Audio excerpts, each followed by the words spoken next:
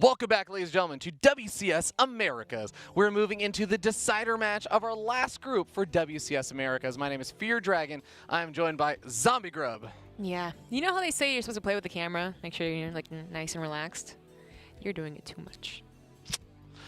We're going to be jumping into another Protoss versus Protoss with Haas. What was that, by the way? That was like, I think you're doing finger guns, but you also were kind of doing the fusion dance. Yes, exactly.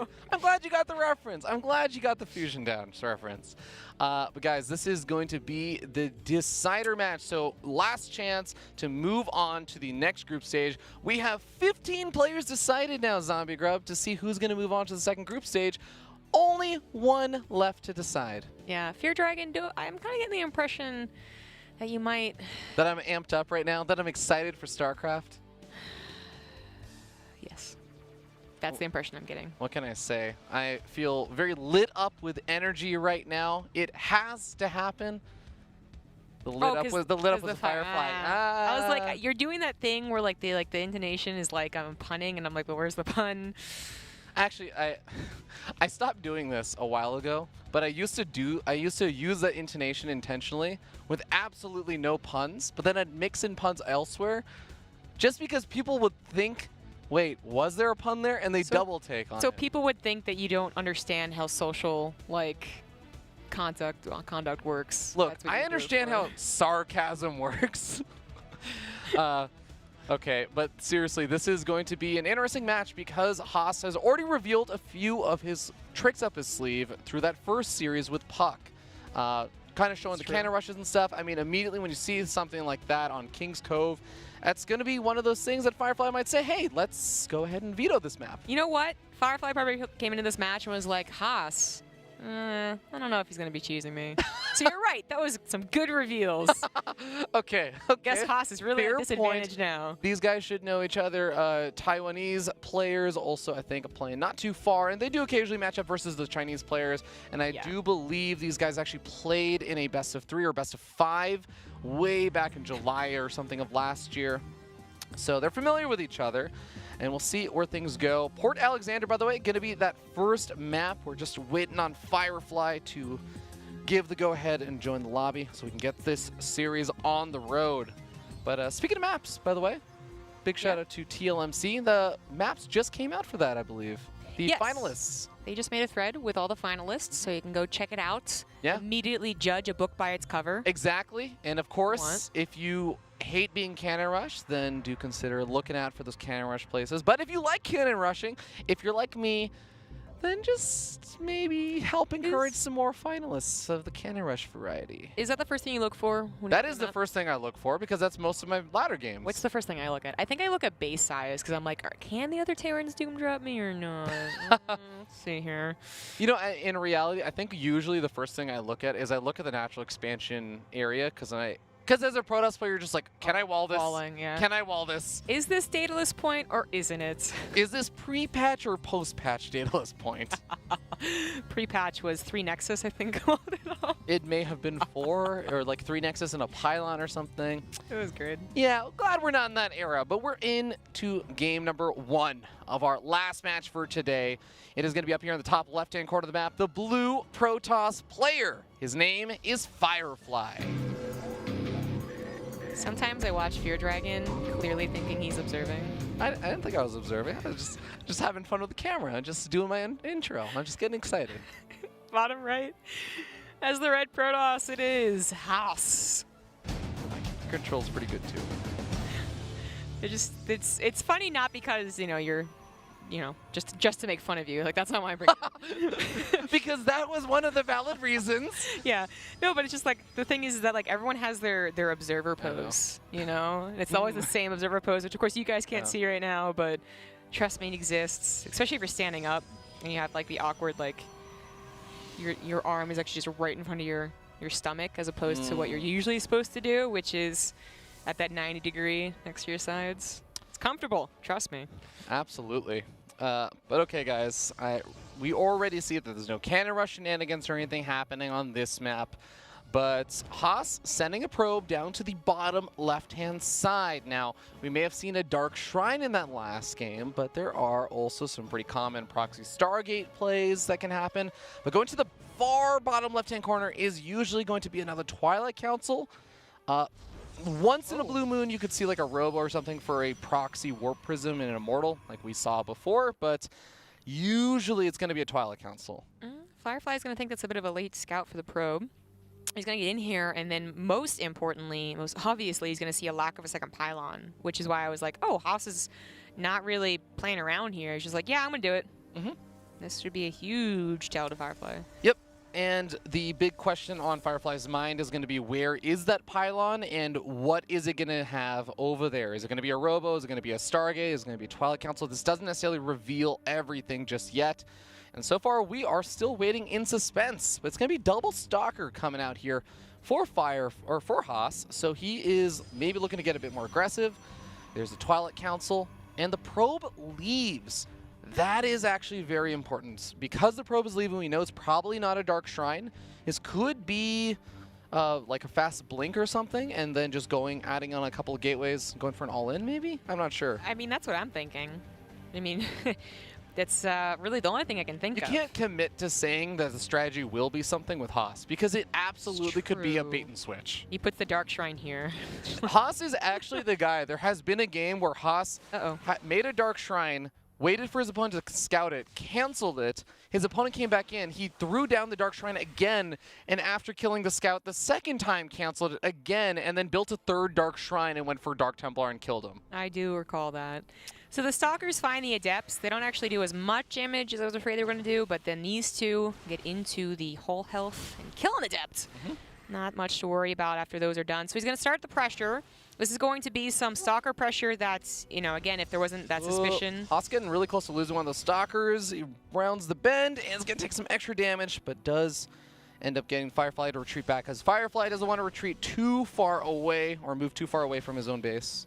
So Firefly is, you know, he's suspicious. You know, there might be something on the way, but you can't really tell what it is. So, but there are, you know, whether it's this hidden Twilight Council or something else, there is that blink, or sorry, the regular Stalker pressure. There's from like a regular proxy pylon, so. Yeah, so Zombie Grub, can I be totally honest? I feel like Firefly may actually just, I don't want to call it, but I do want to say that this is a really difficult hold potentially for Firefly, because his Oracle's going to be on the other side of the map. There's already a shield battery there, so the Oracle shouldn't get that much damage done. And just the raw number of Stalkers here for Haas can negate the shield batteries entirely. Yeah.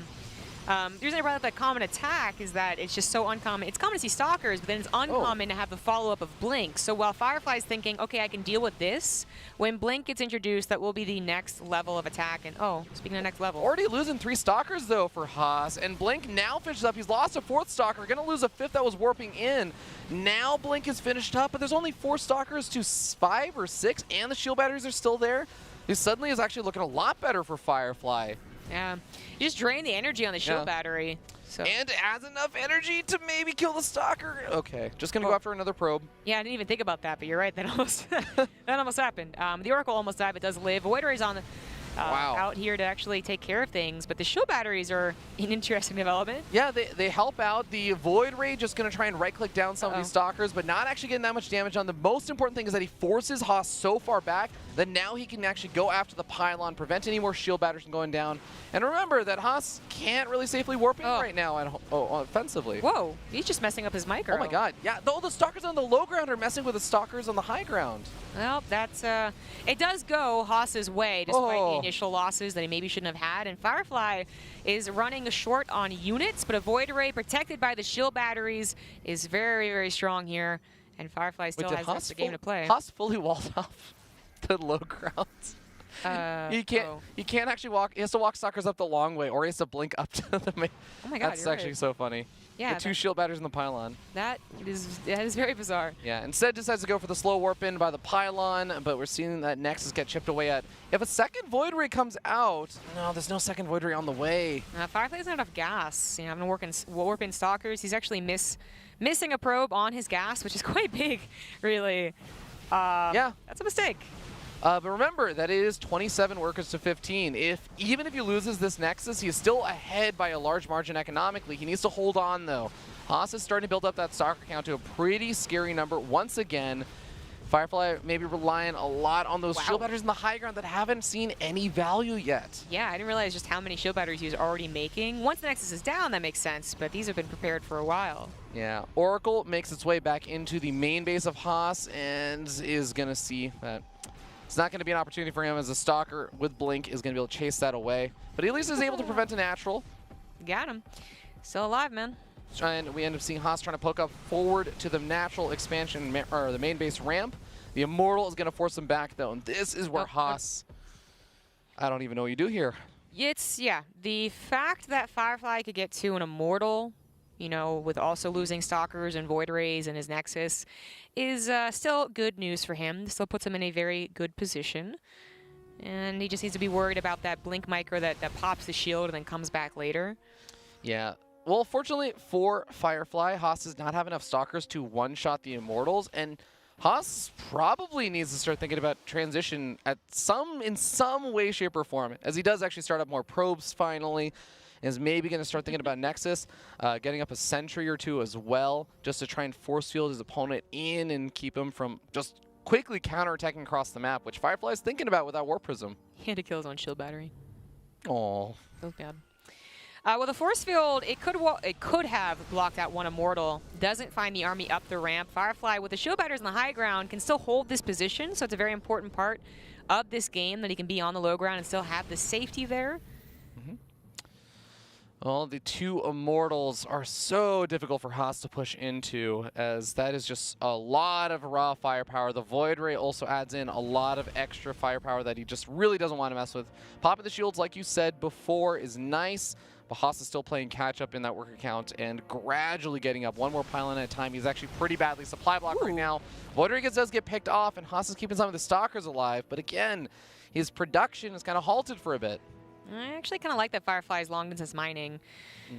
But it is going to be very inefficient for a little while, but he has so many probes that he kind of has to. And he's starting to run out of minerals as well, so really so many probes he has to. Yeah. By the way, the Oracle for Firefly keeps poking in, just keeping an eye out for what exactly Haas is building back at home. Nice Warp Prism Micro. Any one of these Stalkers that takes even one hit, getting microed back. The Immortals doing some nice damage, not actually going down, and even if they do get target fire, the Warp Prism can go after them. But hey, here we go, a big blink forward, trying to get the Warp Prism, but it is going to cost almost everything. He does also tag that one last Immortal, but one Immortal still alive. No shield battery energy for Haas, and he is forced to evacuate without a Nexus, down 8 workers, and with a increasingly just bad army type, some Zealots being desperately warped in, that's usually not so hot. Although he's going to focus fire the Immortal. If he micros that back, no, it's going to end up losing it. And the Zealot also working away. Haas taking a much better trade. He still loses that fight, but he takes a much better trade than I thought. The problem is there's no transition. Exactly, and the Oracle is still here that even if you were to get a Nexus up or start long distance mining yourself, then that's where the Oracle suddenly does that damage. Stasis Trap, very useful when there's a shield battery stopping you from doing damage. Good counter micro, though. Uh-oh. A second Stasis Trap coming down. I mean, even just this lost mining time hurts, because remember, there is still a growing army here for Firefly, because he's even long distance mining. It's some mining. It's a form of mining right now, which is better than Haas can really say. Yeah, shouldn't change. Shouldn't let those adepts through. The Oracle finally finds a Twilight Council. Not really worth going out and killing, though. The Proxy Gateway might be worth killing. Yeah, I mean, if the Oracle had enough energy to kill the pylon, maybe that's worth it, just to prevent any additional upgrades or something. Yeah. Sure. Yeah. Or Desperation Dark Shrine, I guess, could technically come down. Yeah, if the Twilight Council's still alive, though, it can get down. Well, he looks like he was going to kill a pylon. He did do a lot of shield damage to it. Yeah, that's okay. Well, that's not really the proxy pylon, I think, that is most worrying. It was this one, which he does take out. Yep. And, well, Haas would be the type of guy to throw another probe over there and power it. You don't usually have to take out the gateway, too. Yeah. Okay, well, this is that point where Firefly, I think, does have enough to move across the map. He's got an Observer for safety. He's got his Oracle that can also be used to try and reveal any Dark Templar or any weird shenanigans that could pop out. And Haas effectively just has 4 sentries. Make that effectively 3, because he just hallucinated a Phoenix and now is not going to be able to force field or help defend for a little bit. Yeah, 4 sentries really not that impressive. Even with some decent force fields, there's not enough army to take advantage of them. Firefly is missing that Warp Prism that helps, you know, counter micro against the force fields, but I'm not sure.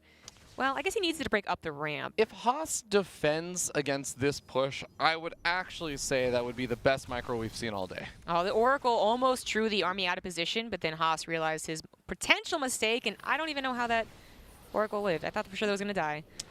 Okay, force fields coming out on both sides. One Stalker getting picked off here. That is a start for Haas, buying some more time, getting up some more units here, but he only maybe has 2 or 3 more force fields left over, and there it is. Starting to see the Warp Prism comes forward. That Warp Prism is so useful for breaking this ramp. It's so useful against the force fields, as I was talking about. A big reason why he took the fight on the defensive a couple minutes ago. Those are good force fields. The Immortal should not die, though. Exactly. He's getting a couple of shots off. Not actually focused firing down the Stalkers, going after the Sentry instead as he's busy with that Warp Prism micro. But now that all of the force fields are gone, Haas has nothing left to stop the tides of war from making his way forward. Yeah.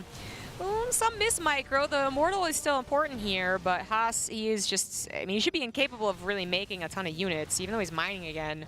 Yeah, this is game. Yeah, this is one of those games where now, Haas gonna have to tap out, and Firefly manages to hold versus the shenaniganry. And Zombie Group, I have to point it back to the very beginning at the first push-in with the 8 Stalkers versus 4. Haas doing some damage, sure, you drain some of the shield battery energy. He lost 3 or 4 Stalkers before Blink finished up or shield batteries or anything. Yeah. I actually think that if you are a little bit faster with the micro, I'm not sure if it's just, you know, having to stay up late or latency or whatever, but losing those Stalkers, I think he just wins the game if he's able to make that push work. You might be right about that, but there's always like the conundrum of the shield batteries where they were so useful, but they also sometimes weren't involved in the fight. Yeah. And there is a world where Haas does not lose those Stalkers, pushes and kills the Nexus faster, but it's still that 1 base versus 1 base scenario, which is still something that... That's true. Yeah, it just... That's a fair point. I think at first it was more like, oh, can he even get the Nexus? Yeah, and then it was like, oh, well, that does actually matter. And that was always, that can be the question when it's that committed of a 1 base push in PvP. Does it matter? He kills the Nexus. Yeah. Well, either way, we end up seeing Firefly going up 1-0, and our finalist from last year's WCS Valencia is now facing elimination in the first WCS event of the year.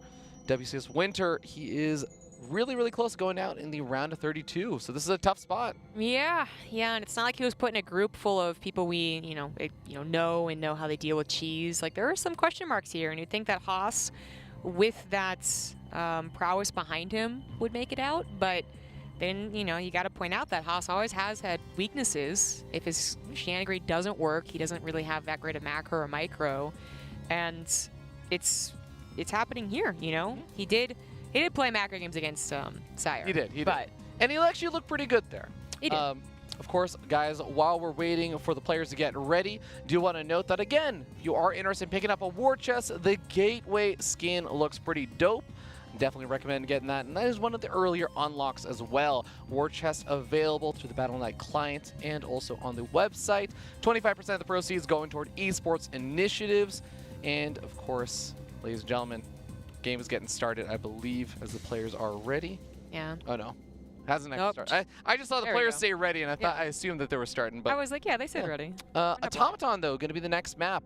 Not a great cannon rush map, once again, but still a great map for other kind of weird stuff that we might see from Haas. Yeah. You know what? Even just a normal game, I wouldn't actually mind that much. Right. I mean, we're talking about PvP, which just at its base form can get a little weird. And we're talking about a game that was full of like almost what ifs, could have beens, this, that or the other. So this series is certainly not determined, even though, as we spawn in the bottom left on top of this guy, he is up 1-0. It is the blue Protoss Firefly. From SC Boy.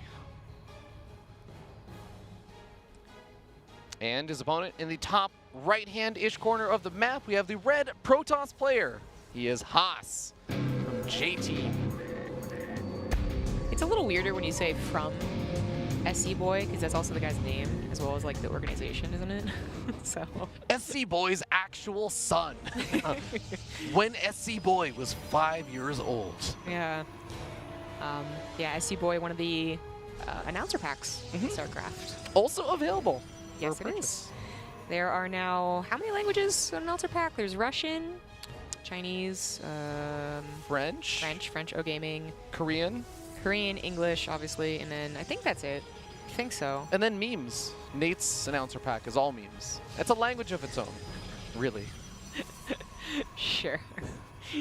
I use the O Gaming announcer pack, and I get so many people asking me. What is that announcer pack? Yeah. Yeah, it just, I mean, I'm not going to say it's obvious, but when I had like a Korean voice pack on, for instance, because people would, if you were super cool back in the day, you would get the Korean voice pack. Well, that is to say the sound pack. Yeah. And then we'll be like, oh, you're just trying to be Korean. But Yes, I think a lot of people would hear that through the Korean streamers. I don't actually know too many French streamers. There are definitely some, I'm sure. Yeah. But I think it's a little bit more rare to hear that French announcer pack. Oh, I know. I'm just making an issue out of nothing. But Wow. I'm just like, I can listen to other languages. Can you stop gaslighting? I don't actually know if you use I the don't term actually correctly. know. Neither do I. I don't think you did. It's just a phrase that I hear. It's like a phrase that I've used and tried to explain to you, and you're still just like, I don't know what that is. I mean, that's a lot of phrases. Oh, God. Anyways. Double Adepts coming out here for Firefly. We got Stalker Sentry from Haas, so actually the safer opening. And, ooh, Oops. Firefly tried to hold position. I think he wanted to maybe throw it out, like, block out the scout or something. Pretty there with sure. the pylon. If your probe is ready there, you are trying to block anything remaining from the main. Whether that's a Yeah. probe or an adept or whatever. Well, the Double Adepts are still going to kill things, but this does reveal that it is Double Adepts, so... Firefly on the other side of the map, by the way, did go for the wall off with a pylon, cancels as soon as he sees the Stalker Sentry. And Haas proxying the Twilight very quickly in this game. I don't know, I'm so curious as to why he does this. This Twilight may have actually been... This Twilight may have been a good bit fast. Oh my god, Yeah, Firefly he's is onto the shenanigans. He's like, you know what? This guy proxies every single game. That's a I wonder if he'll proxy this game. very good scout. The reason, what I was going to say is that it's so interesting that Haas tries in both games to do just a Twilight Council. But this is a nice catch. The Adept Shade just came off of cooldown, so he's going to be able to start sending it across the map. But one of these Adepts is going to take a lot of damage, and the other Adepts still not able to get into the main base. This one Stalker is going to be able to kill the first Adept, and now it's actually not that big of a threat. Oh, Gold's base. So I actually really like this because I was going to talk about how just doing another Twilight Council hidden thing, especially if it's scouted, right? Doesn't really, I wasn't convinced by it, you know, its potential.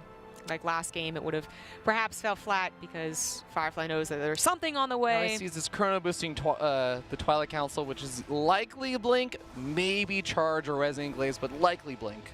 So, yeah, and now I mean he's trying to get, you know, a ton of confirmations of what's going on here because Haas is Haas. It could be Charge for all like he knows. Gets the Adepts in the main base. That is actually a big mistake. Yep. That is important. That is going to be a couple probes losses. Yeah, these are the 3rd and 4th Adepts, by the way, so Haas not quite expecting those. Loses There both we of go. the Adepts, and the Adepts scout the gold. Yeah, so that's what was most important, was that Firefly was trying to figure out what else Haas is doing, and there was something else. There was a gold-based Nexus, so now he has a better idea of how much pressure he will receive with going with his own Nexus. He did get a Stargate, so he really has checked off all the things for getting scouting done. He got the Adepts in, he got the Oracle, and now he just needs to keep tabs. A Forge is an interesting move because a gold base is something that's going to immediately start paying off with this kind of saturation here.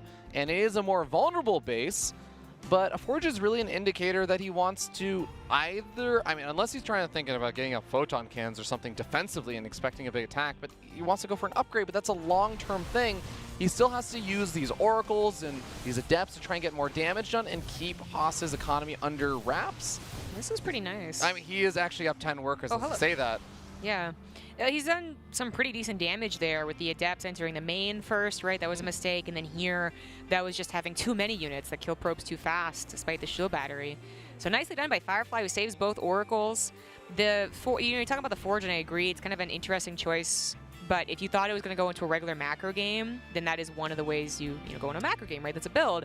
But he doesn't realize that it's actually aggression. Yeah, it's actually 11 Stalkers making its way across the map that are going to have Blink, and even Charge is on the way. So sure, Haas is down to 23 workers, most of those workers are still at the gold, and Haas has almost nothing he's going to be up against. 2 sentries and an Immortal as he blinks in the main base, snipes off a pylon, is going to go after the Robo. No more Immortals going to be on the way. This is massive. 1 Immortal cannot beat this army. Oh, he's going to get it. That's actually so close. He's going to grab it. He does lose a Stalker for trouble, maybe 2 with the force field, not even. That was a very powerful snipe. His Oracles go in for some more damage, but working off of 22 workers, that is still fine for a gold base. Yeah, as long as Haas can continue. Oh, that Stasis Trap is going to buy a lot of time here. This is all about the timing for Haas, because he is down to half the worker count, but he had the army supply lead, and he sniping off the Robo. He did buy himself more time, but that time was also just bought for Firefly. So Firefly is going to be a lot happier about this. I'm really glad that he's getting some cannons down. I was worried because I wasn't seeing anything in the main base, even though there's the potential for that blink up. But that was with Hallucination, which, you know, Haas can't really afford to do again because he needs to use this for other things. So he's going to go for the front attack. Shield batteries and cannons will be done. Bit of a vulnerable pylon if he wanted to snipe it, but the army's here. And this Stalker count is not high enough to one-shot down that Immortal, so the shield battery is going to be able to heal it up. The Zealot's getting in on top of things, though. The Archon going to cause problems. Those probes do not want to fight that Archon, but they have no choice right now. The Zealots ripping those probes to shreds, but Firefly has a few probes to lose. The last cannon going down. That was very awkward for Firefly. You know, the Immortal was on the right side of that attack. Then he's, you know, it's chunking away at the Archon and the Stalkers as it wants to, but it's on the left side where the Zealots once again jump on top of it. Oh my god, that Stasis Trap is so good. It goes in out in the middle of the fight. And we saw the Stalkers trying to focus right down the Oracle, but he loses the Immortal. Is this actually going to be a large enough army for Haas to continue pushing? He's warping in more units, but so is Firefly. That Stasis Trap is so sick. The Stalkers. But they're all coming out. Yeah. Oh my god, these Zealots are actually in a bit of trouble. Well, it was a potential turnaround. Yeah. Exactly. The Stalkers were vulnerable to those Zealots as they are low. They're not quite dead. The Immortal is focus fired. Shield batteries didn't have any time to regain energy. Oh. That Archon, every single time it fires, it gets a lot of kills. 7 kills on that Archon right now, a handful of them probe kills. The shield batteries, like you said, out of energy. Zealots use their charge, but then back off, so they don't actually get the damage done. But killing the cannon, this is not over for Haas just yet. He's trying to focus right on the Archon. He finally grabs it, so it's mostly Stalkers as they blink forward. It is too much. Haas takes game number 2. Well done, Haas. Makes the aggression work in the face of a really bad economic spot. That looks so scary. And that Stasis Trap from Firefly was so clutch. He almost made that defense happen. Yeah, both of them. You know, the one that bought time with the Stalkers and the one that bought time with the Zealots. It was very close. And if he had not lost the Robo so early on, imagine if there was like 1, then 2 more Mortals. The game looks very different. That looks very, very different. It does indeed. That was such a weird game, though. I'm sure if we could pick that out and replay pack and watch it over and over again and still be just like, what? Because I'm thinking if we went back in that game and we brought up the income graph, despite being down like 7 probes at the end, they just invited me. Calm down. Okay, sorry. Probably should have told them that I was ready already. I'm excited for the next game. That's what's happening here. I get you. Darn it, Fear Dragon. No, the probes, of course, like the income graph. We were talking about that. Yes, that the income might have been similar just because the gold base was still saturated. That's very true. But here we go, guys. Game number 3. This is for all of the moolah. This is for the pride. This is for seeing who moves on to the next group stage. New Repugnancy is going to be our next map. I'll just note, not a terrible cannon rush map. Thank you for noting that. It's the ace match of the decider match of the final match. Of the first group. Of the final group of the round of 32. Oh my god, it's so many finals. In the bottom left, as the blue Protoss, it is Firefly.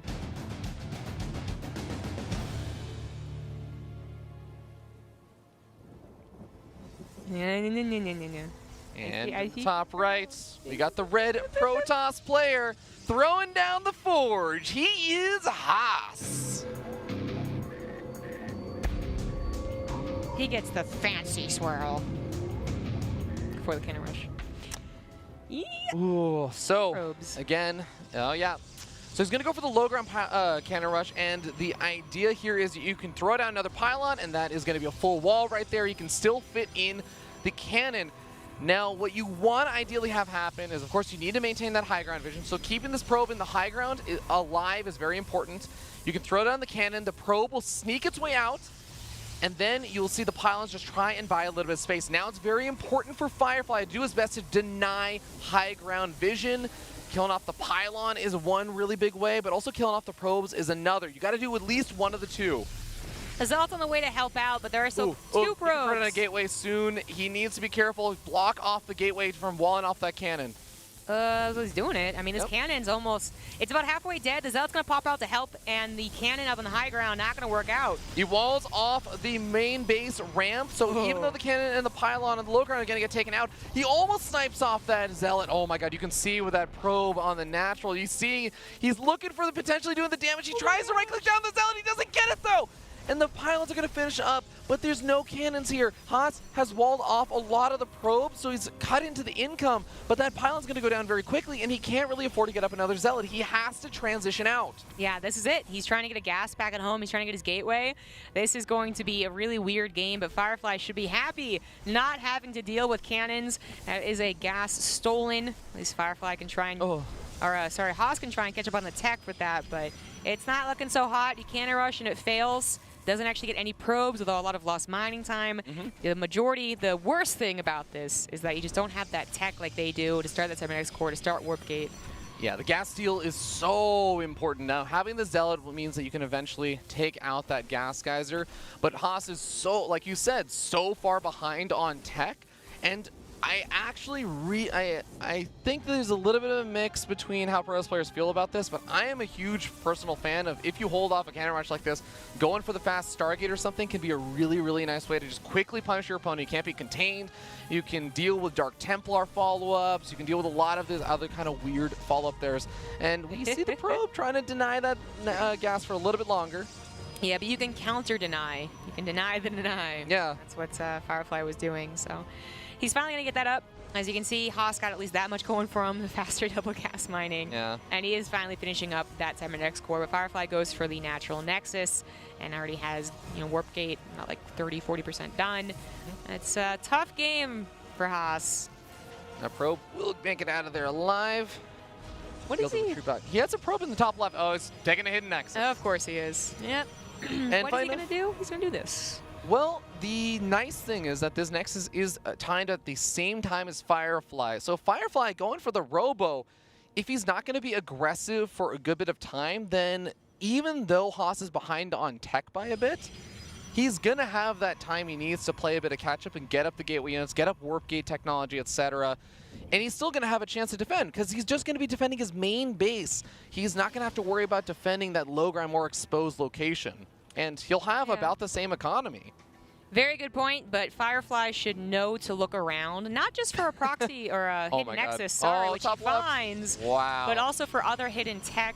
So this was actually too on the nose for Haas. Yeah. Weirdly enough. It was too obvious that he would do something like this. Should have taken his third. Or, well, maybe just played a natural in a macro game. Yeah. That's the, the cheesiest thing a cheesy player can do. Play a macro game. Haas goes for the Phoenix first, cancels it, goes for the Oracle as he's trying to decide, what do I do now that my Nexus has been scouted? He has a proxy pylon on the bottom side of the map also going up, so maybe he's just, with 2 more gateways being added on, I think his plan is to say, okay, you're going to move up to the top left probably to go kill that Nexus. Once you do, that's when I'm going to move in with a big, scary army. Just the sentries moving so far with the Warp Prism. It's not scary yet. He doesn't actually have a lot of gateways. The gateways are about to finish up, and Warp Gate is finished. The gateway finishing up on the south side is going to be there for faster warp-ins. The Warp Prism is actually moving down toward those gateways. Oh my god, he's going to see the other proxy. He's going to see the south proxy with the Warp Prism. I was trying to see if you'd see the Oracle, but there's already a shield battery in the main, so it doesn't matter so much. It just cancels the gateway. I mean, this is the most Haas thing to do, right? It is. I got scouted, so I will just do something else. It's very sneaky. Goes in with the Oracle and has an opportunity to throw down Stasis Trap a little bit late. The probes are going to react in time. Oh, still catches quite a few of them, though. Yeah, that was a late reaction. An awkward pull as well, so lots of denied mining, especially on the gas geysers, which he tries to replace at least 1 or 2 of them. The pylon is found, sees a second Oracle. So he's got to be a little bit careful, actually leave Stalkers at home. He's left 2.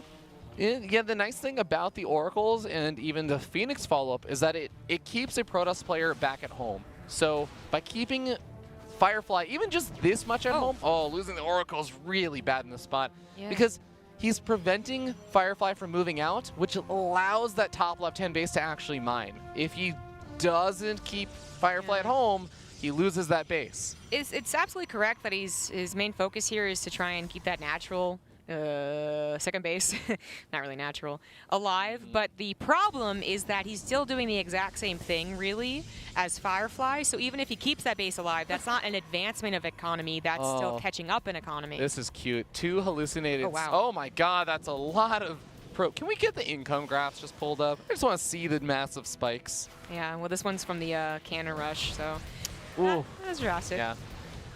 The 2 hallucinated stalkers here, while clearly not doing any damage to that pylon, were maybe trying to get Haas to believe that more of the army was here, so that he could move back in with the oracles and then catch the oracle with the stalkers. But looks like Haas is still getting damage. Oh my God, another late pull. Wow. It's like not mining anymore.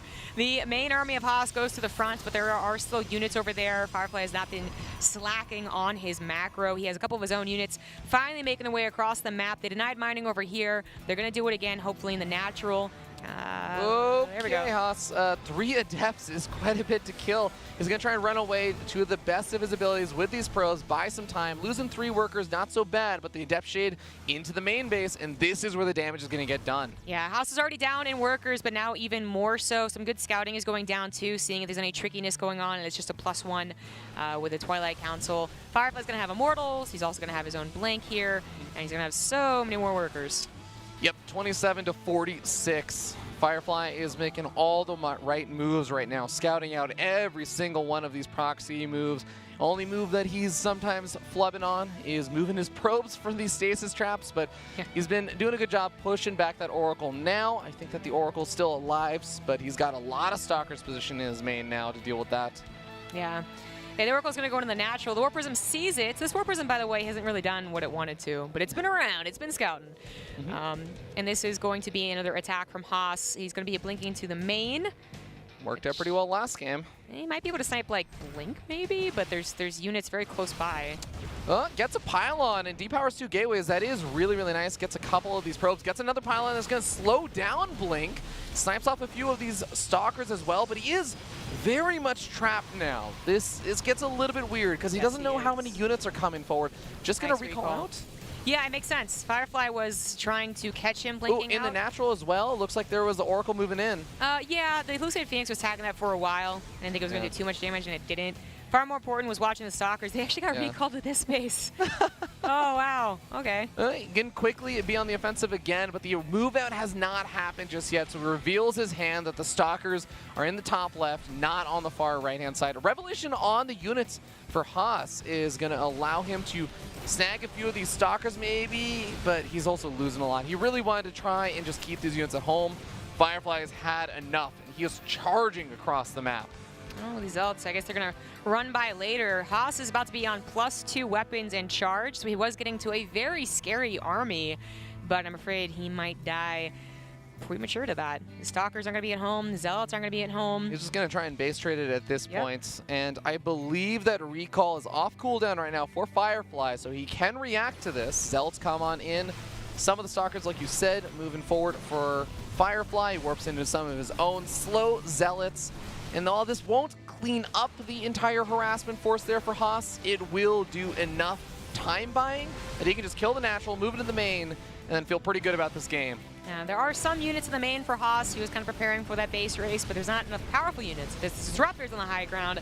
There's still probably a game, but I'm afraid Firefly is going to win any potential base race much faster. He still has the recall to both of his Nexus, too. He sniped off the Templar Archives before a second High Templar could even be warped in for Haas. So he's got 1 High Templar. Haas has 1 High Templar that can feed back a sentry, I guess. Wow. That's pretty much the extent of it.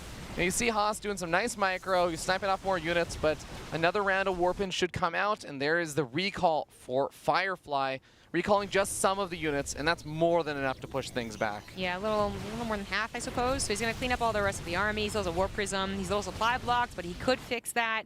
Haas has now combined his entire... an army and economy together. Okay, well, Recall's on cooldown. He's only going to be fighting half the army. This is the best chance that Haas has. He blinks over, trying to snipe off the Immortal, lifts up the other one, snipes that off with some good focus fire. The Zealot's getting some good damage done, and I've got to say, Haas doing a lot better than I thought he would with this fight so far. You know, he has that +2. That is considerable. The force fields were used, but they didn't really do what they wanted either. And Firefly is still not feeling comfortable in this game. He has the rest of this army to bring back. As long as he holds the high ground, it will be his game. But Haas has that hidden nexus for so long. That would be very, very important, impactful in a base race. Is that what it's going to come down to? Or can Haas even break up the main ramp? Oh, he's starting to as the Stalkers blink up to the high ground, but now Blink is going to be on cooldown. He cannot blink back any of these weakened Stalkers, and these Stalkers are very weak. And finally, the probes coming off the line here for Firefly. That Phoenix is going to go down, and Haas is at half the supply of his opponent, loses his one High Templar. And I think that Haas, as he tries to rebuild his gateways and didn't manage to break the main base, didn't manage to kill the natural, is finally going to be in a position that I don't think is recoverable. No, it isn't. No. If he had broken the main and then had like a considerable amount left over to actually kill the buildings, well, that's still a real ball game right there. But instead, he didn't break the main. He doesn't have a lot of units. You know, I would even give him the 3% hope if Firefly didn't also have Blink, because then you can try and outmaneuver your opponent, but that's it. The Stalkers are going to go down, and Haas taps out. He is eliminated from WCS Winter, and the Chinese Protoss Firefly advances on to the second group stage. He seemed to have a handle on Haas's shenanigans. His literal shenanigans did not work, sorry to say. And Haas fans will have to hope that Firefly like eats his soul and then is now the Haas cheeser for the rest of the WCS Americas. Consuming his opponent's bodies and moving on. We'll see how things go for Firefly, but big congratulations to him. He's going to move out of this group alongside Root Gaming's Puck in a very, very fun way to end our first group stage. Now, ladies and gentlemen, let's go ahead and recap the day. As we see, I just mentioned before that we had those two Protoss players advancing on out, Puck and Firefly. Haas being eliminated, but showing us some very fun and entertaining, wacky games. And Cyark, big shout out to him as well, showed some great games. Unfortunately eliminated, but awesome to see the Japanese representative making it into WCS and showing that Japan's scene is definitely something that you got to be on the lookout for in the future. Yeah, we don't know how the how impactful they will really be, but it's really awesome when a new country is actually getting the representation. I think that's happened with Finland and Cyril years ago. That's true. I'm not saying it's going to happen in Japan and Cyark's going to be the next Cyril, but I'm not saying it's not. Yeah, I mean, if you give them the ability to play StarCraft with maybe like one of the fight sticks, I think that Japan could be on top. Yeah. But guys, in case you missed it, we did have a lot of other groups that happened, and since this is the last group, let's go over all of the groups so you guys can see who has managed to qualify to the round of 16. You guys can see here, Group A, we had Special, and I actually missed the second player, and I'm blanking on the name, but we got Scarlet and Epic from Group B, managed to make their way into the round of 16. Yeah. And I think from Group C, we had it's both going too fast Pelazor and Cham, the Latin American representatives, making it from there. We got Zerg and a Terran. We got Neeb and Rex. Rex was a really, really nice and fun surprise, managing to beat out Jim Rising. Great games there. Group D for Americas, we had Time and Probe, the Chinese Terran player that had Group E, but Chinese Terran player that had a great showing last year, and of course Australian Protoss Probe. From Group F, we had Masa and Estrella. Estrella, guy that I am really on the lookout for. I think he's one of the big up-and-coming names in the scene, and Masa, of course, the guy who does best at StarCraft when he's not playing StarCraft. Group G, we had Coffee and Silky. Got another one of those awesome players making their way in. Coffee, the Terran player, and Silky, a Zerg player. We got a really good mix of Terran, Protoss, and Zerg so far from Americas. And I, of course, believe that we already concluded with today's games, Puck and, of course, Firefly. Yes, the representative from Group A was Tudming. Tudming. Yeah, Chinese and Taiwanese scenes doing really, really well for the most part. Yes, actually, we have a very diverse representation of countries in the Americas. And then we also have a couple of upsets, you know, TLO not making it through. not providing the further German part of the Americas. Yeah, but you know, if you're a German fan, don't worry, because I think we had a lot of European players advancing on out from the European section. Go figure, it was all Europeans that advanced. We had Thermal and Rail advancing out from Group A of Europe, knocking out Bly and Goblin. From Group B, though, we end up having Mana and Hero Marine advancing on. Protoss and a Terran player beating out Skillus and Showdown. And shout out to Skillus and Showdown. They showed some great games. A Laser and Hearthstone advancing out from Group C, beating out Starbuck and Braddock, or Brad OK. Can't remember which one he prefers. Group D, we had Lambo and Hellraiser. Good old Zerg and a Protoss advancing on over Gerald and Denver. Denver actually kind of being a little bit upset there, I would say, by Hellraiser. But then we also had, I believe it was Gung Fu Banda and Petit Drogo. Gung Fu Banda making it out #1 in the group. Pretty insane. And Drogo managing to squeeze his way through in 2nd place over Casa Nurcio, making it out in last place. Raynor and DNS advancing on from Group F. I think that was not a massive surprise for Raynor, but DNS being able to beat out Soul and Marine Lord, a really great result for DNS. And of course, Cyril and Namshar, the 2 players that advance out from yesterday's groups. Not a surprise, but some very, very fun games. Okay, I think my monologue is done. No, because we got today's games as well. Showtime and Hate Me advanced out earlier on today. Xanser and Sort of got knocked out, so big congratulations to Hate Me, especially as this is, as he quotes on Twitter, his biggest result so far through WCS. Zombie Grub, your thoughts on all of it? On all of it, every group. I think the biggest surprise is Nurture going out 4th in his group. It really was. That was a huge surprise. We also got a lot of, I'm really excited, by the way. And actually, you know what, that quote that I just mentioned? Here's the Hate Me quote. I think this is the best result of my career so far, which makes me insanely happy. So good to see. So happy that he tweets that. I'm actually dead serious. I feel like, you know, there's got to be more pro gamers that are happy about the performance, but only a few of them actually say that on Twitter. And then you have players. Namshar is one of the other players who does say stuff like that, and then Cyril responds with unlucky. Unlucky. Because Namshar was saying he played terribly, but still advanced on. Of course, guys, all of those players that we just mentioned, all the players that should qualify for the round of 16 are going to be playing next week, and that will be at the same time and the same days as we had this week. Thursday through Sunday, same time, same people, same StarCraft, even better games. We'll see you on Thursday for more WCS Winter. Take care.